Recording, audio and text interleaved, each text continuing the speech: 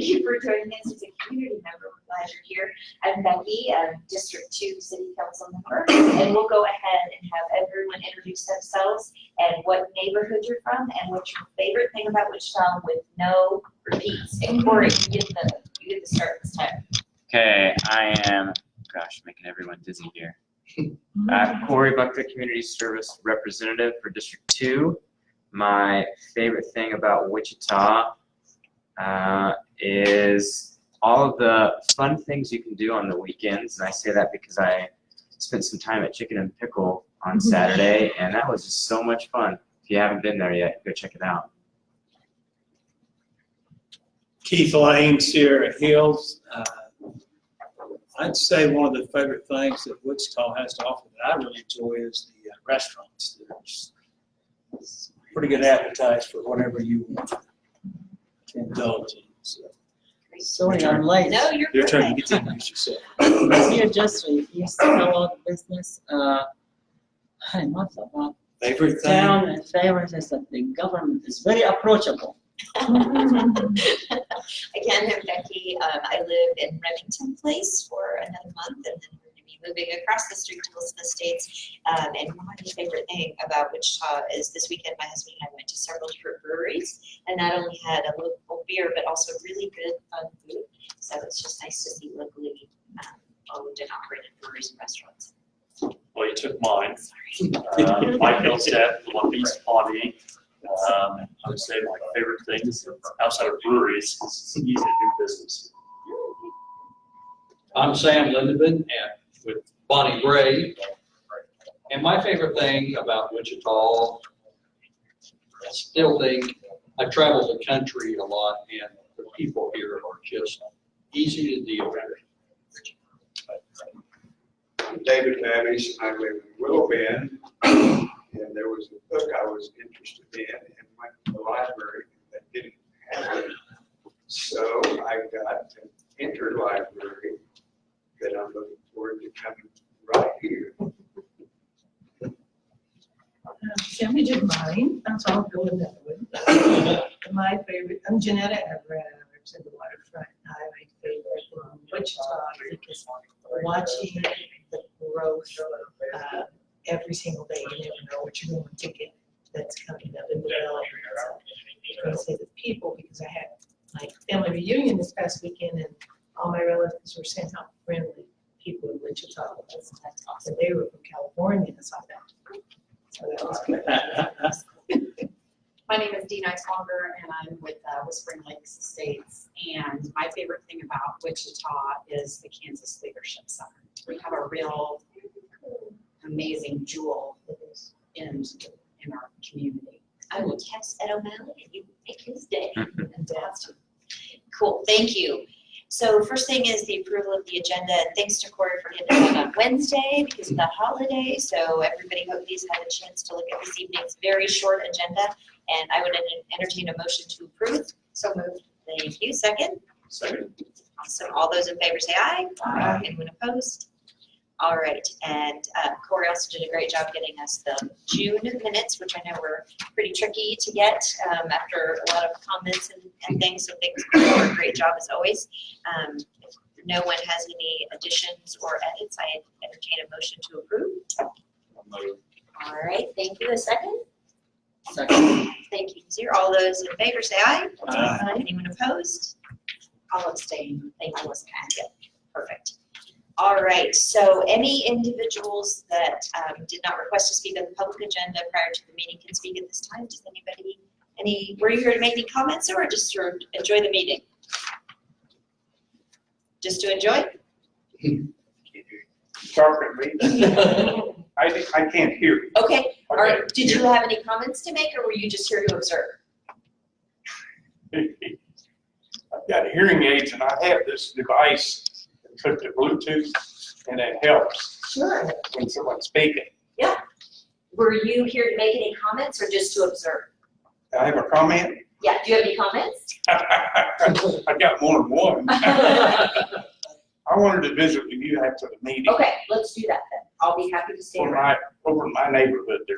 Absolutely. Okay. Happy to do it. All right, so then we will go to updates, issues, and reports. You have an attachment, and I will give this gentleman ours. Since, did you get one for him? No. This might be kind of hard for him to hear.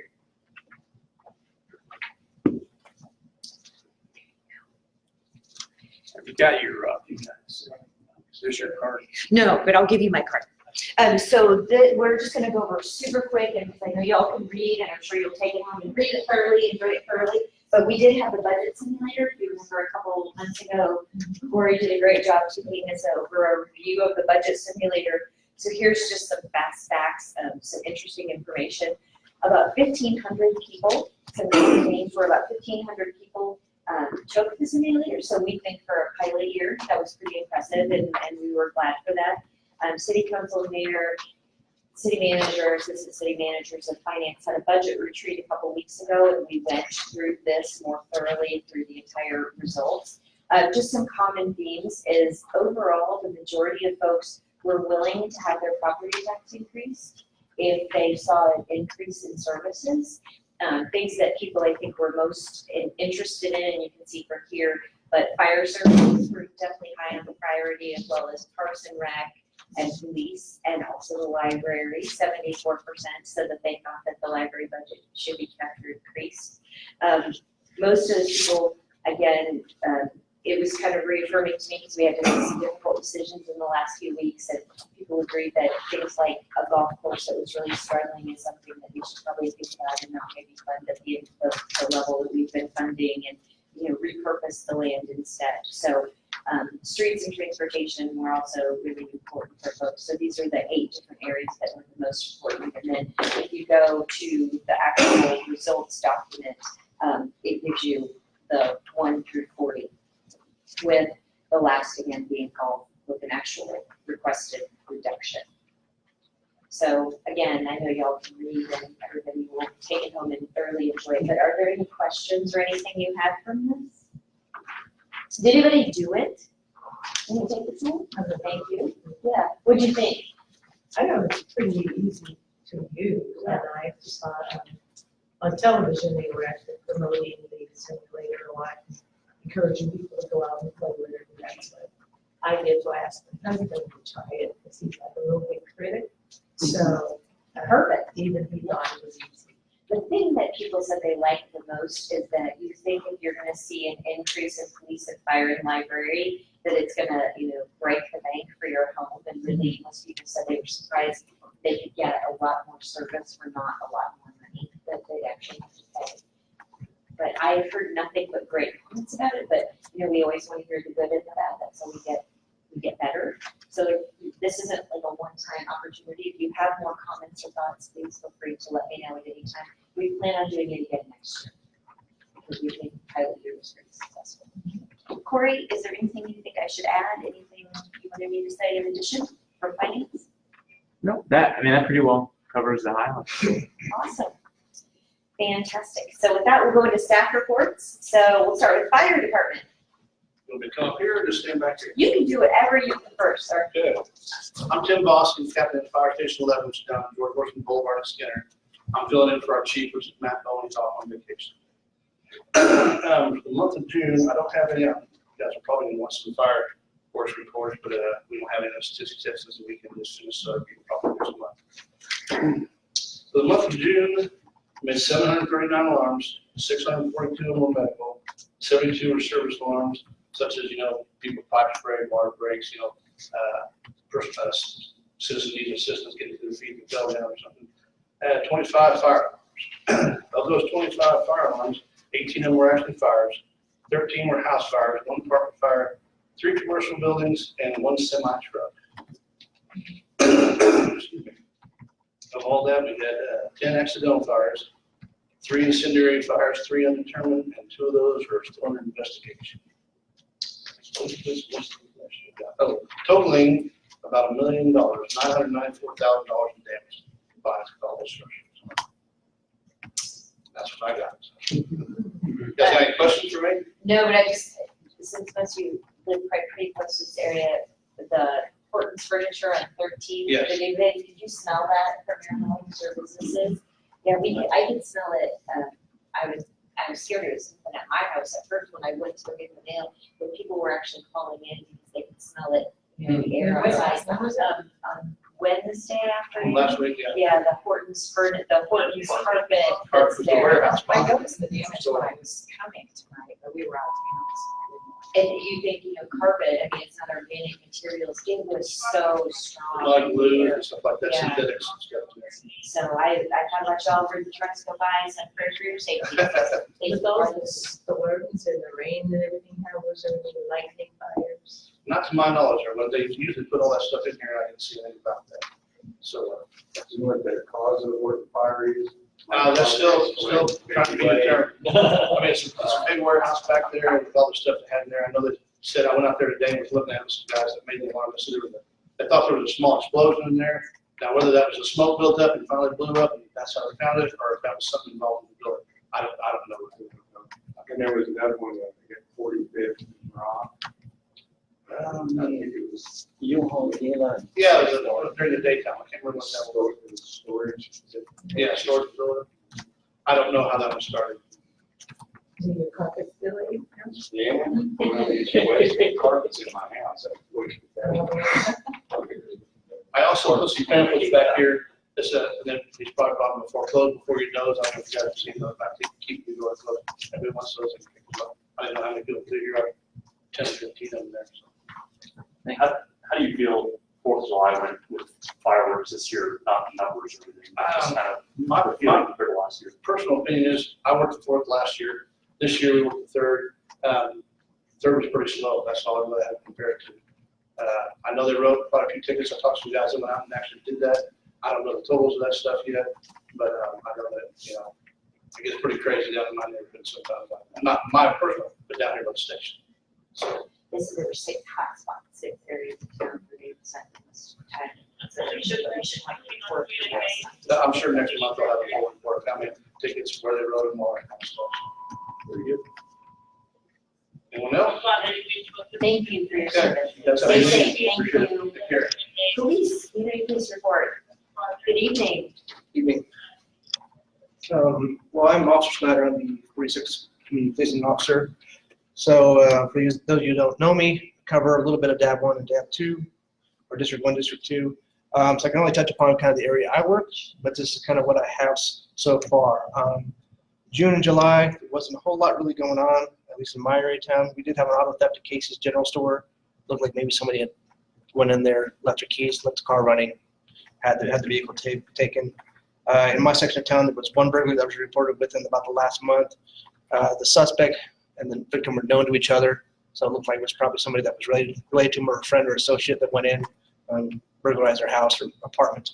And that was at the Inward Crossing Apartments over there at 3500 Inward. Parking issues. Apparently, there's some ongoing litigation with Walmarts. I don't know if anybody's aware of this, involving some of the semi-trucks. So Walmart's not allowing the semi-trucks to actually park in the lots anymore. I think it started like in Illinois, just kind of trickled down. So now we're having a lot of parking issues, especially like on Penstemon. I don't know if you guys know where that's at, kind of beyond the AMC Theater there. So we're having a lot of people complaining about the semi-trucks parking there. What we're running into is the fact that our city ordinance designed for semi-trucks parked in residential streets. That is not considered a residential street.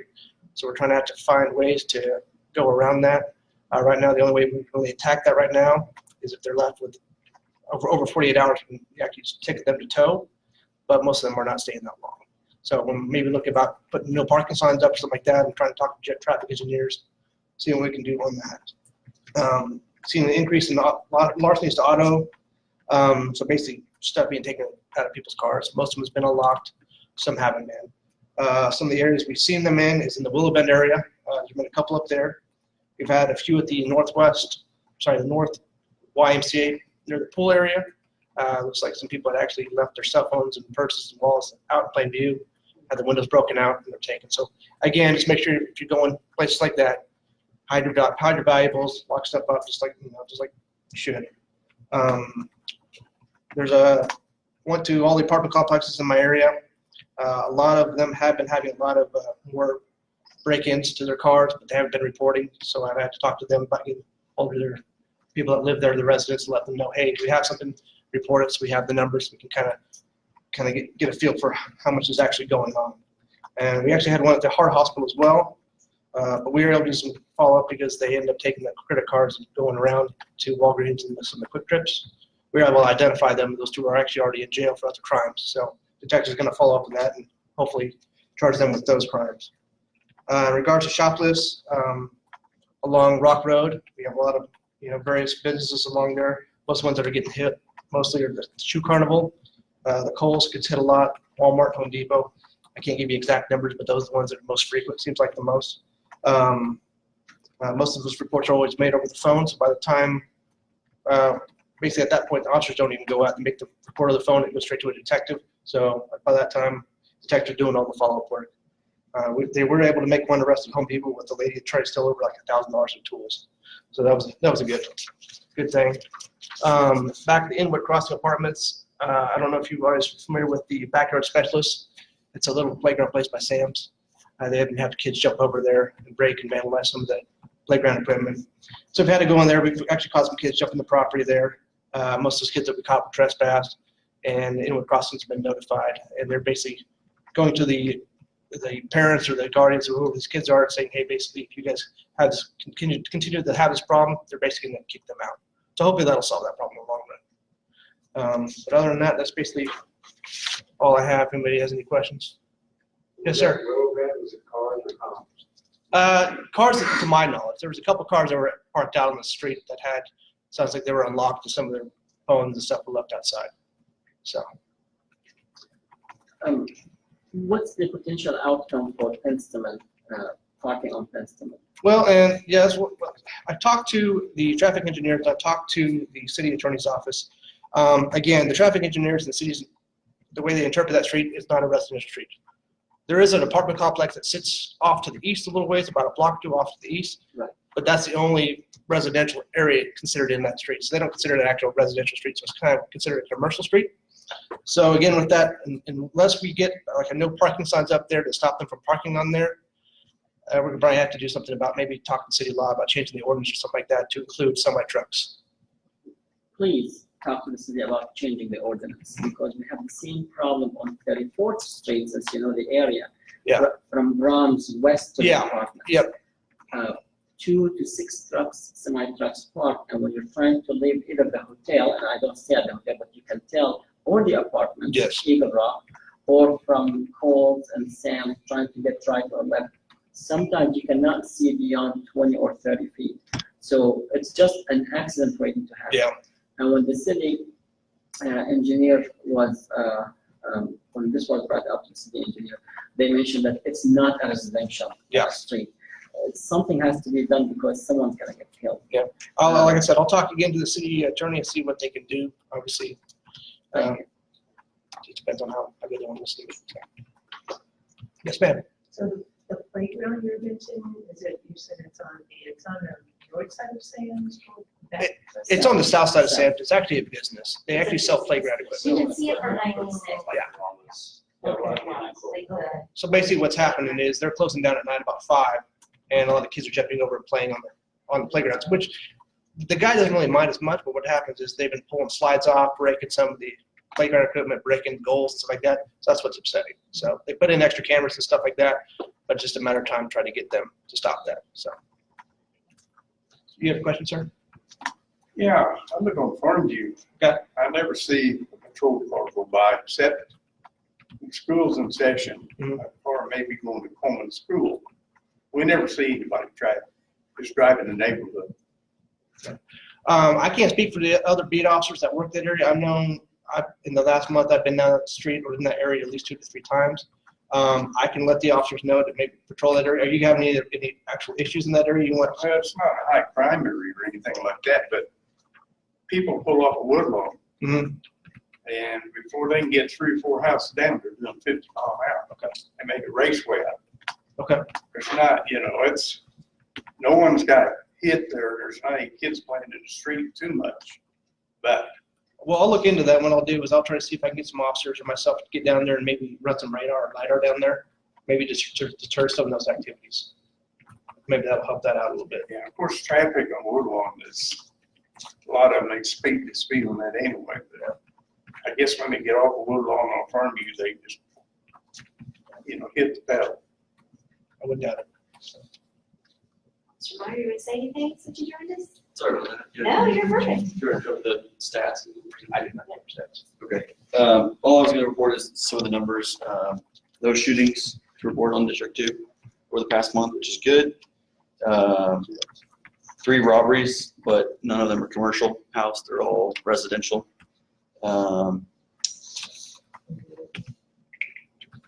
Maybe about 8 auto thefts, which isn't too bad for such a big area.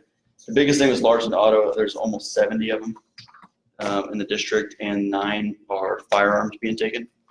So we've got some special assignments planned for our area and stuff like that to try and combat that stuff. But 9 firearms being stolen out of cars it's not really acceptable. A lot of people are real comfortable just leaving their guns under their seat in their glove box, and then they forget to lock them or whatever it is. So that's the big thing on that we're seeing is it's almost 70 Larson Auto. Some of them are unlocked, some are locked, but we're tracking down a couple different people that we're interested in on those. But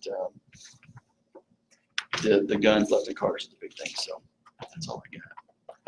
Since we're small crew and have a little time, I just have to throw in that Officer Meyer is such a good sport. He participated in Shape a Cop this year, which was a I did. fundraiser, and I got to shave his head. Donation to the.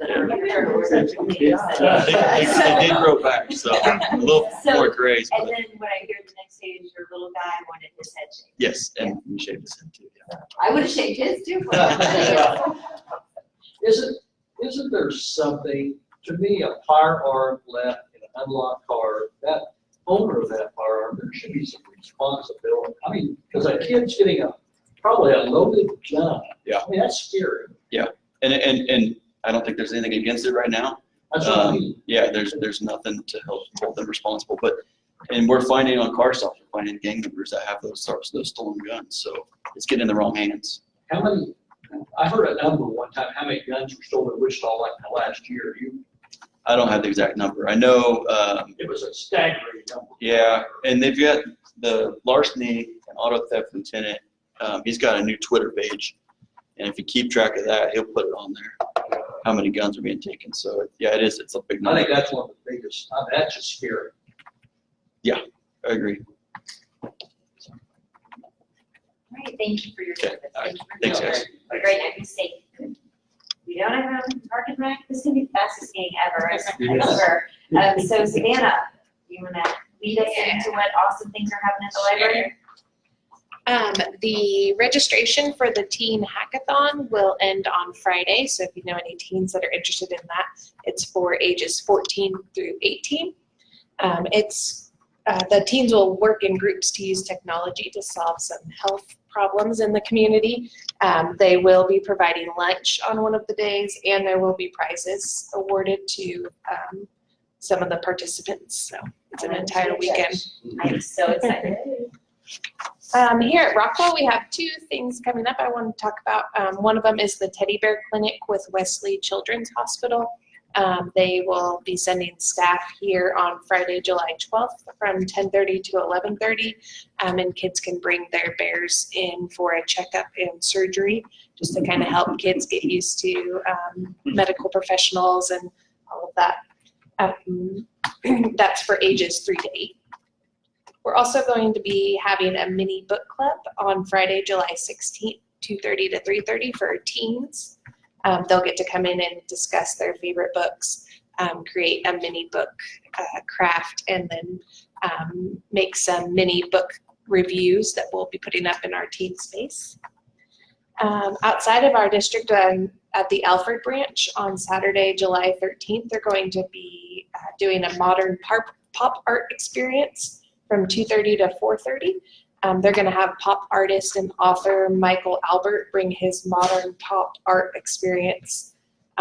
He's known for making detailed and colorful collages out of cereal boxes and other printed cardboard consumer packages. And so he's just going to be leading an afternoon art session for families with kids ages 9 to 17, so they'll get to work together and make a collage of their own similar in his style.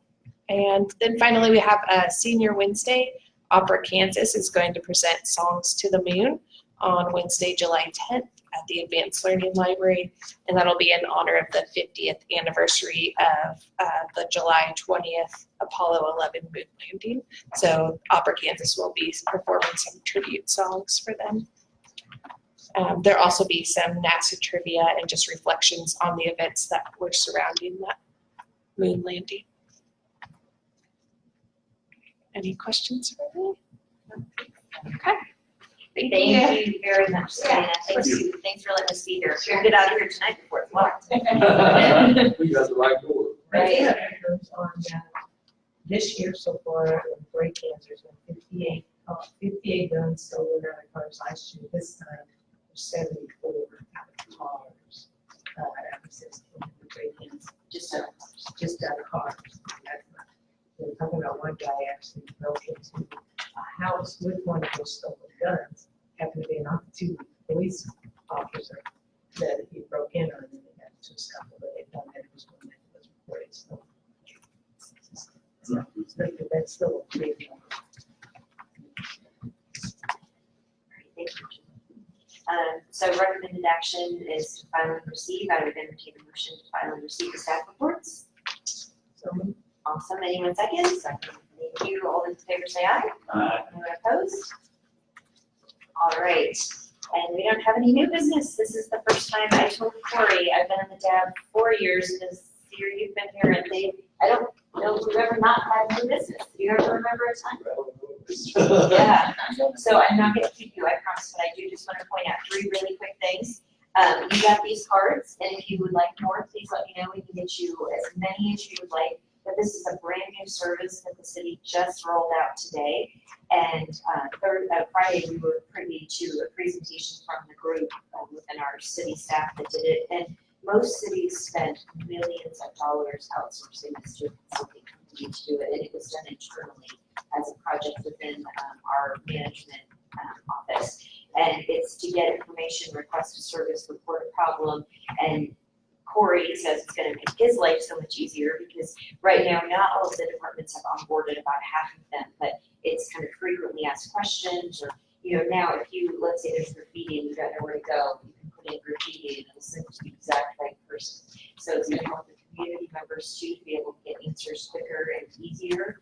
You could always talk to a person, I was gonna say a live person, but that would make sense. You can always talk to a person on the phone, but if you do like to do it on your phone, you can certainly do it. And I downloaded it on super low tech and was able to do it and just kind of practiced a little bit this weekend. And it was really easy even for me as a low tech person. So this is going to be a great resource to our community. They're going to get to the point where if you see a pothole, you can take a picture of the pothole and the address, send it to them, and they'll get out and see the pothole. So yeah.